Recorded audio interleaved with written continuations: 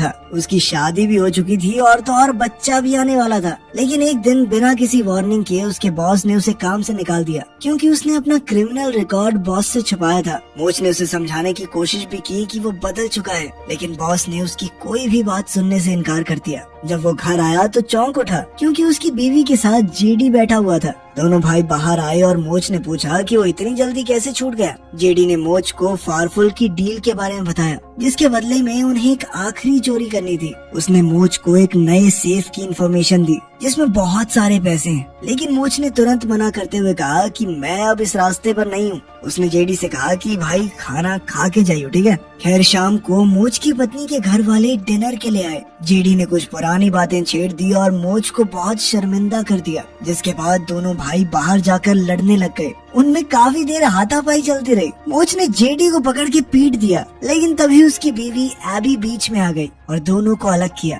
बाद में मोच ने अपनी बीवी को सच बता दिया कि जेडी फौज में नहीं बल्कि जेल में था, जिस पर एबी ने कहा कि उसे पहले से ये सब पता है। साथ ही उसने ये सलाह दी कि अब उन दोनों को अपने बच्चे के लिए आगे बढ़ना चाहिए। वहीं रात को फारफुल ने जेडी को ढूंढा और उसकी धुलाई शुरू कर दी, क्योंकि जेडी ने पूरे दिन उसका फोन नहीं उठाया था। फारफुल ने एक इलीगल गन के ऊपर जबरदस्ती जेडी के फिंगरप्रिंट्स लिए और धमकी दी कि अगर वो जल्द से जल्द एमरल्ड्स नहीं लेकर आया तो इन फिंगरप्रिंट्स के जरिए उसे एक नए केस में फंसाकर जेल करवा देगा। अगले दिन मोच जेडी के घर पे पहुंच गया। जो कुछ भी पिछली रात हुआ, जेडी ने उसे सब कुछ सच बताया और जब उसने जेडी की हालत देखी तो फाइनली उसकी मदद करने के लिए मान गया। जेडी ने बताया कि सेफ एक दूसरे शहर में है, जिसके बाद दोनों बिना वक्त जाया किए निकल पड़े। मोच ने अपनी बीवी से झूठ कह दिया कि उसकी दादी बीमार है और वो जेडी को उनके पास छोड़ने जा रहा है। अभी इस बात पे नाराज हो गई, क्योंकि वो प्रेगनेंसी के दौरान अपने पति से अलग नहीं रहना चाहती थी।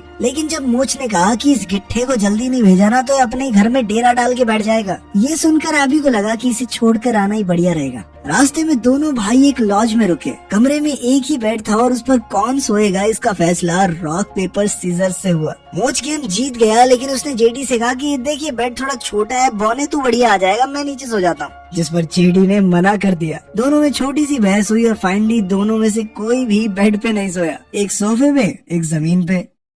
अगले दिन फारफुल फिर से जेडी के रूम में गया। वहाँ उसे बिस्तर पर एक डमी दिखाई दी। जेडी ने अपने फोन का जीपीएस ट्रैक करने की कोशिश की तो फोन टॉयलेट में मिला। फारफुल अब बहुत गुस्से में आ चुका था। उधर जेडी ने कहा कि चोरी से पहले वो एक इंसान से मिलना चाहता है। मोच ने मना कर दिया, लेकिन फिर जेडी ने समझाया कि जब मैं जेल में था तो एक लड़की थी, मुझे ऑनलाइन सपोर्ट करती थी, उसी से मिलने जाना है। साले खुद तो शादी कर ली, बौने का घर ना बस जाए है। खैर मोच भी मान गया और दोनों लड़की के घर